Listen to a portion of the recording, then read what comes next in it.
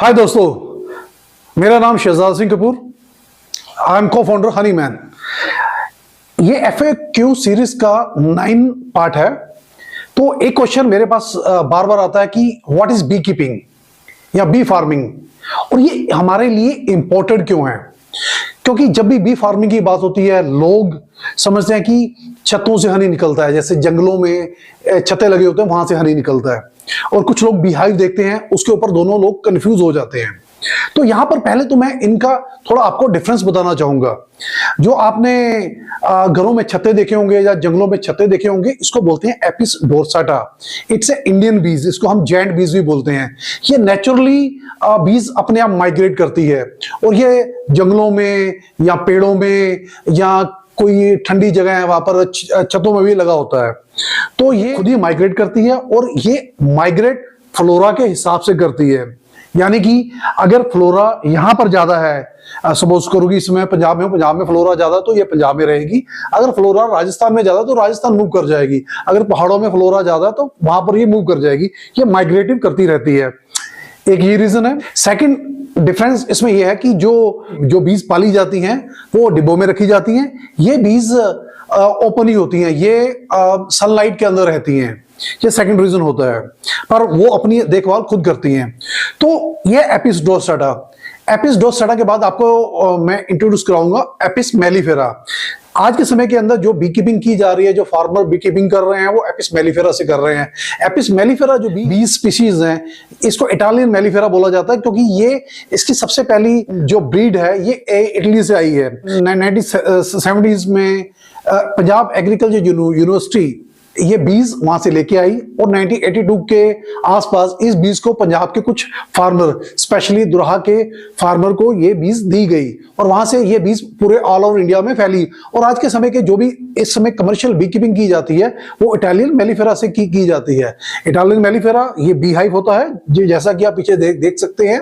ये बीज अंधेरे में रहती है, इसको खुद माइग्रेट करना पड़ता है। ये अपने आप माइग्रेट नहीं होती, इसको उठा के एक जगह से दूसरी जगह पे लेके जाना पड़ता है। आमतौर पे जो इंडियन बी कीपर है वो लगभग 5 से 8 बार ये बीज को उठा के एक जगह से दूसरी जगह पे लेके जाता है। तो ये माइग्रेटिव बी कीपिंग का एक पार्ट है। इसके अंदर काफी टेक केयर की जाती है। जैसे आप पशुपालन के अंदर या फिशरी के अंदर आपको पूरी देखभाल करनी पड़ती है, इस बीज के अंदर भी आपको कंप्लीट देखभाल करनी होती है।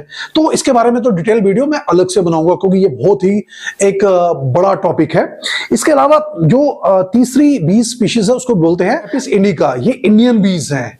मेलिफेरा से पहले इंडिया में जो बी कीपिंग की जाती थी वो एपिस इंडिका से की जाती थी। पहाड़ों के ऊपर, जैसे कांगड़ा बेल्ट के ऊपर एपिस इंडिका से की जाती थी, या साउथ के अंदर मारथाड़ एक्चुअली तमिलनाडु और केरला के बॉर्डर के अंदर है, वो एक्चुअली बी कीपिंग का गढ़ माना जाता था साउथ इंडिया में।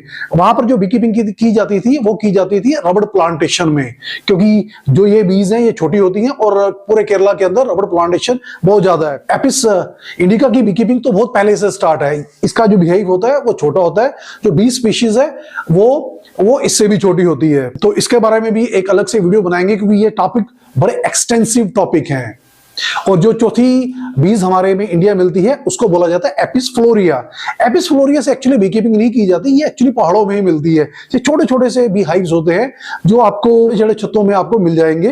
तो कुछ लोग इसको फार्मिंग नहीं बोलेंगे, ये आमतौर पे आपको पहाड़ों की बेल्ट के अंदर, या मैंने ईस्टर्न घाट्स हैं वहां पर भी ये बीज देखी है, तो वहां पर ये बीज लिमिटेड तादाद में मिलेगी, और यहाँ पर प्रोडक्शन भी नहीं है। ये 4 तरह की मेजर बीज हैं इंडिया के अंदर, और चारों में जो मोस्ट इंपॉर्टेंट मानी जाती है वो मानी जाती है इटालियन मेलिफेरा। जो भी आप हनी इस समय ज्यादा यूज कर रहे हैं वो इटालियन मेलिफेरा से यूज कर रहे हैं। इसके बारे में, इन सभी बीज के बारे में आपको दोबारा एक अच्छी वीडियो बनाऊंगा। तो पहला यह है कि ये बीज कैसे होती हैं।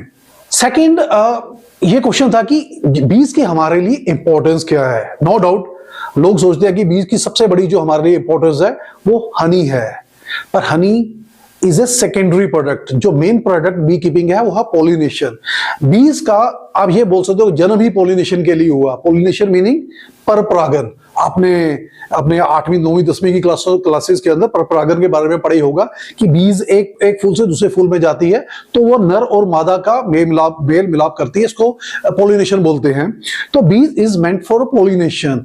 अमेरिका के अंदर तो पोलिनेशन की एक बहुत ही अच्छी जगह है। जब भी मुझे जाने का मौका मिला कैलिफोर्निया में जो मैंने बी फार्म देखे, वहां पर जैसे एलिमेंट्स के फार्म है, वहां पर तो स्पेशली $100 से $200 दिए जाते हैं किसी कीपर्स को बीज रखने के लिए। तो सबसे बड़ा चीज है पोलिनेशन का।